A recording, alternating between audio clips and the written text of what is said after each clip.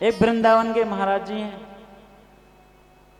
वो कभी बाहर नहीं खाते हैं, वो क्या करते हैं फल और दूध ही लेते हैं। एक दिन वे हरियाणा गए और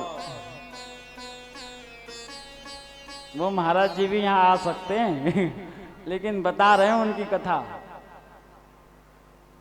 उन महाराज जी ने बोले, एक माता आई, बोले महाराज जी दूध ले आऊं, दूध पियोगे?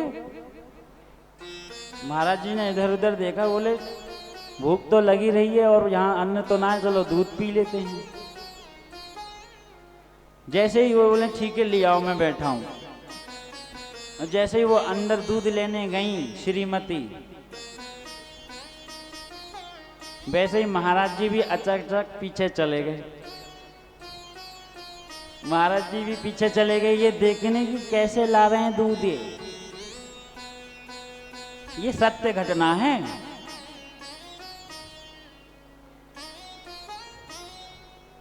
और उन महाराज जी ने क्या किया, ऐसे करके वो टक से देखा कहां से, तो वो श्रीमती भगवती फूंक मार रही थी उस दूध में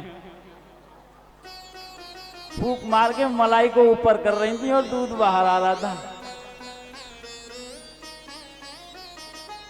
तो ये दोष होता है, फूंक नहीं मारनी चाहिए। हमारे यहाँ फूंक भी फूंकनी से मारते हैं।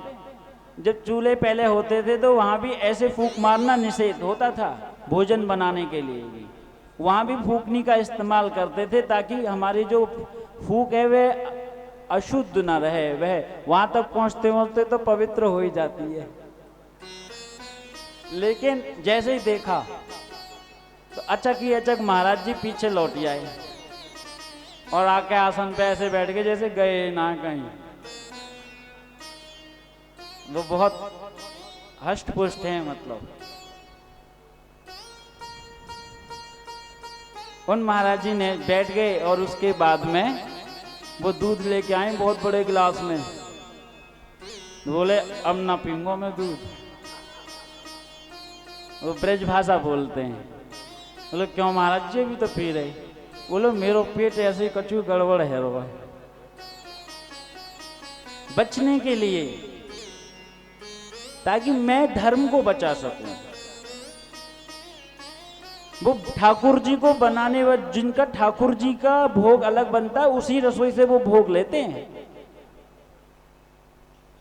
तो ये जो भी व्रत आदि हैं, ये सब एक धर्म को बचाने के लिए। धर्म कोई सामान्य चीज नहीं है, बहुत बड़ी चीज है। उसको उस पे डटे रहना। तो जितना हो सके हमें अपने घर में, अन्यथा बाहर कहीं भी जाएं तो ऐसे रहें। झाड़ू रखने को भी कोई वो नहीं, कहीं पटक दे झाड़ू, पैर लग रहे हैं वहां से। आजकल कई नई नई जो बधू आ रही हैं, उन्हें यही नहीं मालूम झाड़ू रखे कैसे। पूछ ले तो यही ऐसा प्रश्न हो जाएगा जैसे नेट को प्रश्न हो। लेकिन पहले सब सिखाया जाता था।